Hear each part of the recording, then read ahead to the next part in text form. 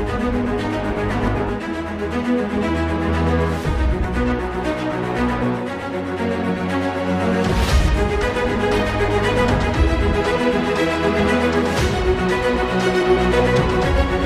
वालेकुम व्यूअर्स, मैं आपकी मुलाकात आज एक एडवोकेट से करवा रहा हूँ जो लॉयर हैं और रूपा डिजिटल कंपनी में लीगल एडवाइज़र हैं, जो एक लीगल डिपार्टमेंट में अपनी लीगल सर्विसेज दे रहे हैं। इमाम लतीफ़ नाम है इनका, ठीक है।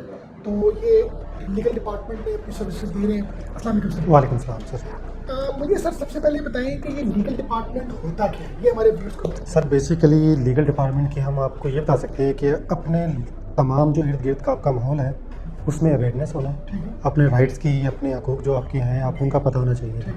और इसके लिए जब तक, क्योंकि हर भी जो भी आपके राइट्स हैं उनसे रिलेटेड लॉ भी पास किए गए हैं, ठीक है। और हमारे यहाँ पे जो एक अलमिया है वो ये है कि लोगों को अपने हकूक़ का पता नहीं होता, जिसकी वजह से उन्हें ये भी पता होता कि उनके राइट्स क्या हैं, ठीक है।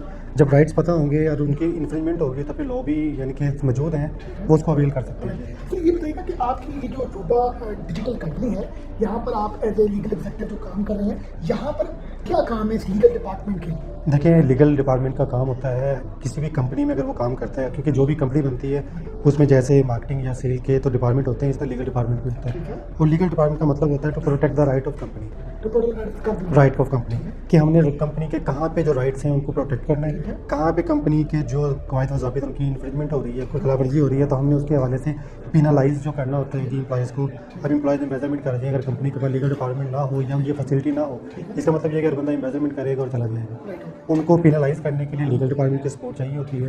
फिर हम उसमें सपोर्ट करते हैं ताकि कम से कम कंपनी को नुकसान हो सके। सर मुझे बताएं कि अगर आप किसी भी अपनी किसी ऑर्गेनाइजेशन में एज ए लीगल कंसल्टेंट आप चाह रहे हैं कि आपकी अपॉइंटमेंट हो, तो उसके लिए डिग्री कौन सी चाहिए होती है? सर देखिए, लॉ के लिए जब आप किसी भी डिपार्टमेंट में लीगल में काम करने के लिए अप्लाई करते हैं तो आपके लिए लॉ की डिग्री होना ज़रूरी है। लॉ की डिग्री कौन सी होती है? LLB होती है जी। इसके बाद जो होती है ये कितने ईयर्स की होती है? ऐसा पहले 3 साल के लिए थी ग्रेजुएशन के बाद, लेकिन अब जैसे न्यू फॉर्मेलिटीज़ जो आई हैं, फॉर्मेशन हुई हैं, इसमें अब ये 5 साल की है। अच्छा, 5 ईयर्स की डिग्री है, तो ये कब स्टार्ट की जाती है? अब ये FA के बाद होती है। मतलब आपका जो इंटरमीडिएट है जी जी, उसके बाद जी। अब LLB ऑनर्स ही होता है, पहले सिंपल LLB ख़त्म कर दिया 3 साल वाला, अब 5 साल का है जो FA के बाद।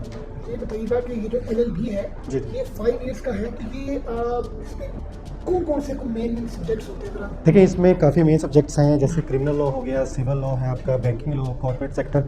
अब जब आप क्रिमिनल लॉज को पढ़ते हैं तो फिर आपकी स्पेशलाइजेशन होती है क्रिमिनल केसेस के हवाले से। वो क्या होती है? उसमें जैसे आप ये देखें कि आपके कोई भी राइट इन्फ्रिंज होते हैं, किसी ने अगर किसी को हर्ट किया है तो उसके हवाले से आपकी क्रिमिनल लाइबिलिटी एक रोज़ होती है, जिसके ऊपर आप फिर अपनी अपनी जो भी रेमडीज अवेल करते हैं। मर्डर हो गया तो उसके लिए भी ज़ाहिर है क्रिमिनल कोर्ट में जाना पड़ेगा। फिर आपके राइट ऑफ प्रॉपर्टीज़ होते हैं, फिर आपके दीगर जो सिविल राइट्स होते हैं उसके हवाले से सिविल प्रोसीजर कोड है पाकिस्तान के अंदर, बैंकिंग के लिए बैंकिंग ऑर्डिनेंस वगैरह है। ये मैं शायद तुम्हारा आपसे समझना चाहूँगा ताकि व्यूअर्स को आइडिया हो। एक स्टूडेंट है वो इंटरमीडिएट के बाद LLB में एडमिशन लेता है। LLB में एडमिशन लेने के बाद क्या उसको फर्स्ट डे से स्पेसिफाई करना पड़ेगा कि वो कॉर्पोरेट में जाएगा, लीगल में? नहीं, बिल्कुल भी नहीं। व्यूअर्स को बताएं जरा। देखिए, जब आपने लॉ में एडमिशन लिया तो आपको मैं एक बात बिल्कुल वाज़ह कर दूं कि वहाँ पर आपको जनरल जो लॉ सब्जेक्ट है वही पढ़ाए जाते हैं। अब ये टेम्परामेंट होता है हर उस स्टूडेंट का, जब उसने लॉ में एडमिशन लिया है उसे 5 साल में ये बाखूबी अंदाज़ा हो जाता है कि अब उसने जब प्रैक्टिकल फील्ड में जाना है तो उसे कौन सी फील्ड चूज़ करनी पड़ेगी। इसको 5 ईयर्स में अंदाज़ा हो जाता है। क्योंकि देखिए, लॉ के लिए सबसे जो मेन चीज़ होती है कि आपका बोलना कॉन्फिडेंस आप में होना चाहिए। सेकंड वन चीज़ ये है कि अगर आपका टेम्परामेंट है बिल्कुल लाइट सा पोलाइट सा है तो इसका मतलब ये है कि आपके लिए कॉर्पोरेट सेक्टर जिसमें इन हाउस जॉब होती है या बैंकिंग फील्ड्स होती हैं, इमिग्रेशन डिपार्टमेंट, वो बिल्कुल सूटेबल होते हैं। अगर आप थोड़ा सा बोलने वाले हैं, थोड़ा सा पंचायती टाइप का, जिस तरह हमारा माशरा होता है, अगर आप इस तरह की चीज़ों में बड़े एक्टिव हैं तो फिर आपके लिए क्रिमिनल फील्ड, और आपको पता है कि जो सियासतदान भी होता है उसने भी लॉ किया होता है, क्योंकि सियासतदान के लिए भी सबसे ज़्यादा बोलना, पब्लिक अवेयरनेस, पब्लिक के आगे बात करना, जो अपनी बात कम्युनिकेट कर देता है ना, ये हम उसको कबूल करते हैं। अगर आपके अंदर एक जो स्टूडेंट LLB करता है 5 ईयर्स के अंदर, उसको लगता है उसकी कम्युनिकेशन स्किल्स, कॉन्फिडेंस बड़ा फंटास्टिक ये है, सबसे ज़रूरी है। देखें ना, आपने हमारा जो काम है बेसिकली है असिस्ट करना। क्या असिस्ट करना? कोर्ट को असिस्ट करना। कोर्ट क्या है? कोर्ट एक पर्सन है। मैं आपसे बात कर रहा हूँ, जब तक मैं आपको मुकम्मल तौर पर असिस्ट नहीं कर दूंगा और आपको इस मतलब कि अपनी बात को समझा नहीं पाऊंगा तो इसका मतलब ये है कि मेरा मकसद फेल है। लॉयर का काम होता है जज को असिस्ट करना, जो भी वो केस में या जो भी प्रेजेंटेशन लेकर गया ना, और उसने जब तक वो कोर्ट को असिस्ट नहीं करेगा तो वो रिलीफ नहीं ले सकता।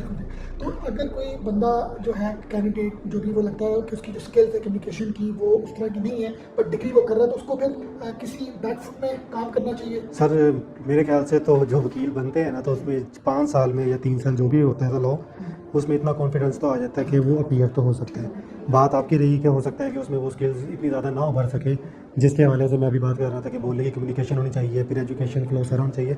तो काफ़ी अपॉर्चुनिटीज़ हैं लॉ के बाद। अब अक्सर लोग क्या करते हैं कि जैसे लोग करते हैं तो उसके बाद वो जुडिशरी की तैयारी शुरू कर अच्छा, देते हैं। मतलब आप सेकंड हमारा क्वेश्चन ये मैं पूछूंगा, LLB 5 इयर्स की डिग्री 2022 में अब जो फर्दर जो जी, मतलब जो रिफॉर्म्स आए हैं तो 5 इयर्स डिग्री है, तो एक रिसोर्स जब 5 इयर्स का LLB कर लेता है तो उसके पास कौन कौन सी कैरियर पाथ्स हैं वो बताएं, कौन कौन सी अपॉर्चुनिटीज़ हैं वो बताएं।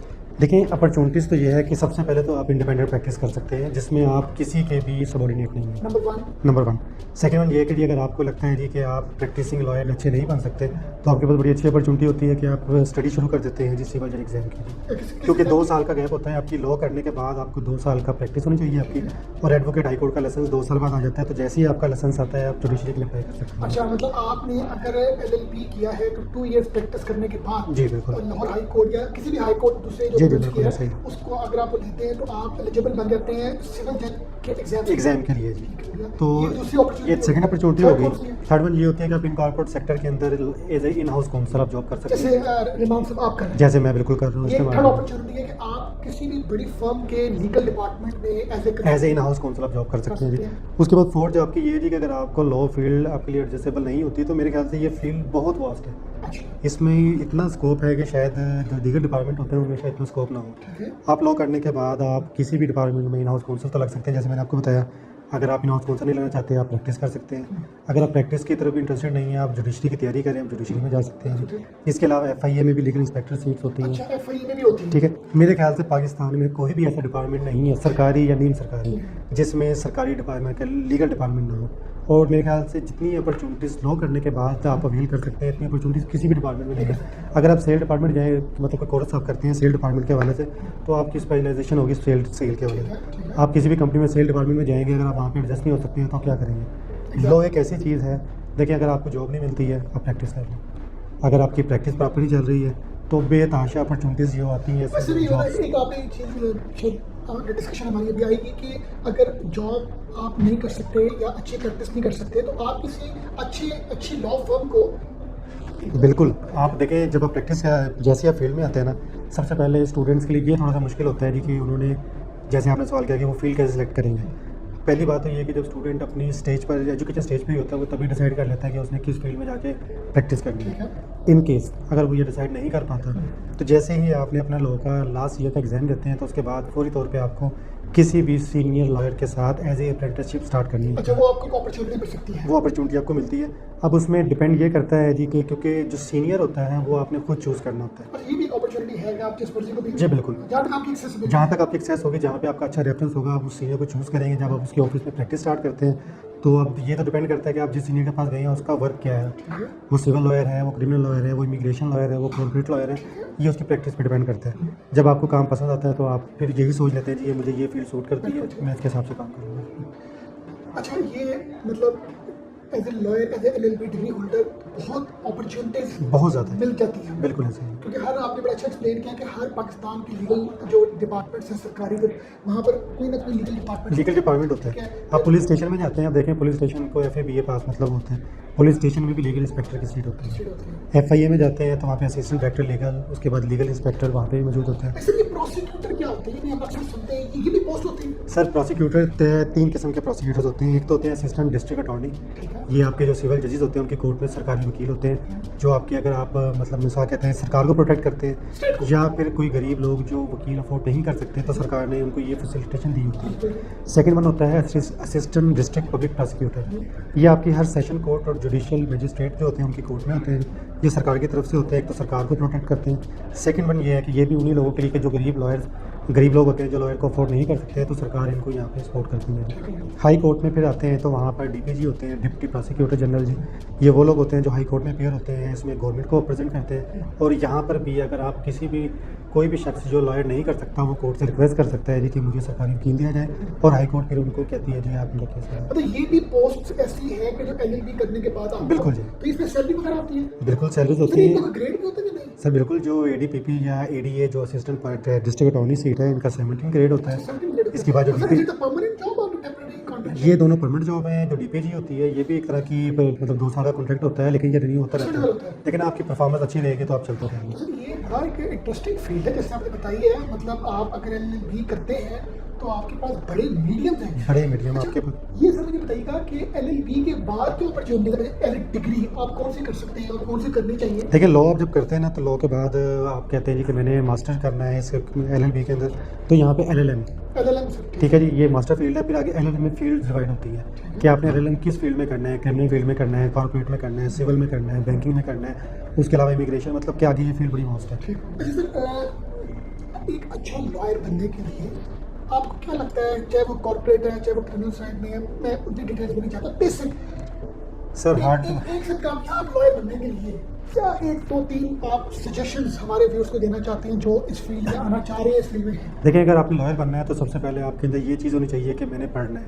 क्योंकि वकील की लाइफ ऐसी होती है जिसमें हर वक्त स्टडी है, सिर्फ पढ़ाई पढ़ाई पढ़ाई। क्योंकि जब देखें आपने कोई प्रैक्टिस करनी है तो आपने केस को प्रिपेयर करना है, केस को प्रिपेयर करने के लिए आपको जजमेंट्स का हवाला चाहिए, उसके बाद स्टडी करनी है, लॉ के हवाले से चेंजिंग होती रहती है, आपको बिल्कुल अवेयर होना पड़ता है उन चीज़ों से। तो आपके लिए अगर आपकी स्टडी की हैबिट है, आपका रिसर्च और वर्क जो बहुत अच्छा है, तो मेरे ख्याल से आप बहुत अच्छे लॉयर बन सकते हैं। सर नॉर्मली हमने तो प्लस आपको देखे हैं वाइट शर्ट ब्लैक टाई, तो आप लोगों का जो कंपनी में लॉयर होते हैं इनका कोर्ट के साथ इतना नहीं होता इंटरेक्शन? बिल्कुल, हमारा कोर्ट के साथ इंटरेक्शन होता है, लेकिन बेसिकली ये है कि जब हम इन हाउस काउंसिल काम करते हैं तो हमारा काम होता है कि जो हमने आउटसोर्स लॉयर किए होते हैं उनको असिस्ट करना। अच्छा, तो हम उनको केस की ब्रीफिंग तो हमने करनी होती है, क्योंकि कंपनी का जो लॉयर है ना, वो कंपनी के तमाम जो भी पॉइंट्स होते हैं, जो भी राइट्स, उनकी ऑब्लिगेशन है, उनको वो जान रहा होता है। जो आउटसोर्स लॉयर होता है वो सिर्फ उसके काम होता है कंपनी के केस को लेके अपीयर होना जी। अब उसको मुकम्मल तौर पर केस के फैक्ट्स एंड फिगर्स से इनके बावर करना वो हमारा काम होता है। तो हम फिर उनको इस हवाले से गाइड वगैरह करते हैं। यूनिफॉर्म हमारी भी वही होती है जो लॉयर्स पहनते हैं, बस ये कि ना उसमें थोड़ी सिलेक्सेशन ये हो जाती है, क्योंकि कोर्ट में अपीयर होने के लिए white shirt black pant tie coat आपका मस्ट होता है। हमने ये केसेस करना होता है, तो इसलिए हमें ज़रा ये थोड़ी सिलेक्सेशन होती है कि हम कैजुअल भी होते हैं। आप इतनी वो बड़ी मतलब एक फर्म की लीगल सर्विसेज दे रहे हैं, ऑब्वियसली आपका बड़ा एक्सपीरियंस होगा, तो कोई मैसेज एंडिंग नोट देना चाहिए आप? सर मैं बिल्कुल मैसेज देना चाहूँगा। मैं यही कहना चाहूँगा कि लॉ फील्ड जो है ये एक बड़ी अच्छी फील्ड है, आप इसमें आएँ, और ये बड़ी प्यार करने वाली फील्ड है जिसमें लोग हमेशा वेलकम करते हैं। मेरे ख्याल से एक वाहिद फील्ड है जिसमें सीनियर जो है जूनियर को बड़ी अच्छे तरीके से वेलकम भी करते हैं, और इसमें उनको बकाया सिखाया जाता है काम वगैरह करना जी। और मेरा ख्याल तो ये कि जी कि अगर आप लॉयर बनते हैं तो आपको अपने तमाम राइट्स का बिल्कुल बाखूबी अंदाज़ा होता है। मैं एक चीज़ छोटी सी ऐड करूँगा, ताकि मैंने सिर्फ मैसेज देना था, लेकिन मैं इसलिए ऐड करना चाह रहा हूँ। कंज्यूमर कोड हमारे पाकिस्तान में कंज्यूमर एक्ट पास हुआ है, जिसके मुताबिक ये है कि आप कोई भी प्रोडक्ट लेते हैं, अगर वो फॉल्टी निकल आती है या उसमें कोई भी मसला मसाइल निकल आता है और वो सर्विसेज में फॉल करती है, तो आपके पास राइट है कि आप उसको सू कर सकते हैं। लोगों को ये बिल्कुल अवेयरनेस नहीं होती। मेरे ख्याल से अगर आज भी आप कंज्यूमर कोर्ट जाएं और वहाँ पे कॉजेज चेक करें तो मेजॉरिटी उन केसेस लॉयर ने किए होते हैं, क्योंकि लॉयर्स जानते हैं कि उनके क्या राइट्स हैं और उनकी क्या मतलब कि वो इसमें कानूनी तौर पर कर सकते हैं। आम लोगों को नहीं पता है, इसलिए सबसे पहले अगर आपने लॉयर बनना है या लॉयर नहीं भी बनना है, आपको अपने राइट्स का पता होना चाहिए। जब आपको अपने राइट्स का पता होगा तो लॉ मौजूद है आपको अवेयरनेस देने की। ये बड़ी इफेक्टिव बात की थी रमान साहब ने कि हम जिस मर्जी डिपार्टमेंट से हैं, बिजनेस कर रहे हैं, हम जॉब कर रहे हैं, हम लोग पढ़ रहे हैं, तो हमें जब तक अपने राइट्स नहीं पता होंगे तब तक हम चीज़ों को बेहतर तरीके से नहीं कर सकते। इसी तरह मतलब अगर हमें अपने लॉस पता हो, अपने राइट्स पता हो, तो मेरा ख्याल है ना हमारे साथ कोई ज्यादती कर सकते, ज्यादती नहीं हो और सकती, ना हम किसी के साथ करें, क्योंकि हमें भी खौफ हो गया यार कि भाई उसका ये राइट्स है। बिल्कुल यस। चलिए जी, थैंक यू वेरी मच जी, रमान साहब ने हमें अपना कीमती टाइम दिया। सर बहुत शुक्रिया आपका जी, आपने हमें मौका दिया। मैं उम्मीद करता हूँ कि आपको हमारा प्रोग्राम अच्छा लगा होगा। अल्लाह हाफिज़।